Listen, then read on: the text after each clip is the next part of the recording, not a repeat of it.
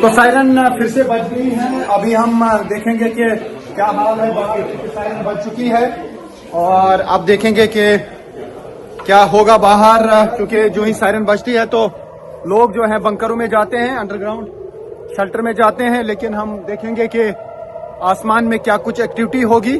लगातार ईरान की तरफ से अटैक्स का सिलसिला जारी है। अब अप्रैल का भी महीना चल रहा है, 1 महीने से ज्यादा अरसा गुजर गया, लेकिन अभी जंग रुकने का नाम नहीं ले रहा है। अब हम देखेंगे कि इस साइड से जो है, नॉर्मली ये वाला साइड जो है ये ईरान का साइड है, वहां से ही मिसाइल आते हैं। अभी आसमान की तरफ नजर रखनी पड़ती है। तो आप देख सकते हैं, यहाँ पे आप देख सकते हैं कि किस तरीके से मिसाइल जो है आगे बढ़ रहा है। अब देखना होगा कि कहाँ पे गिरेगा ये मिसाइल, और लगातार जो है मिसाइल अटैक किए जा रहे हैं। ऐसा लगता है कि कहीं पे नीचे सीधे गिरा ये मिसाइल।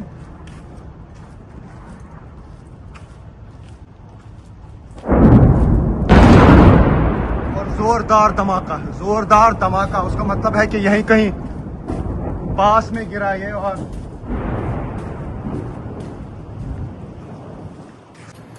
तो अटैक्स का सिलसिला लगातार जारी है। फिर से ईरान की तरफ से मिसाइल अटैक किए गए, जेरूसलम पे भी, टेल अवीव पे भी और नॉर्थ इसराइल में भी लगातार अटैक्स किए जा रहे हैं। एक तरफ से ईरान की तरफ से और दूसरी तरफ से हिजबुल्लाह की तरफ से रॉकेट अटैक्स किए जा रहे हैं। सुबह से लेकर अभी तक तकरीबन 100 से ज्यादा रॉकेट्स जो है हिजबुल्लाह ने दागे नॉर्थ इसराइल की ओर। अभी भी आप सुन सकते हैं धमाके हो रहे हैं, क्योंकि अभी सायरन बज गई थी और लोग अंडरग्राउंड बंकर्स में हैं।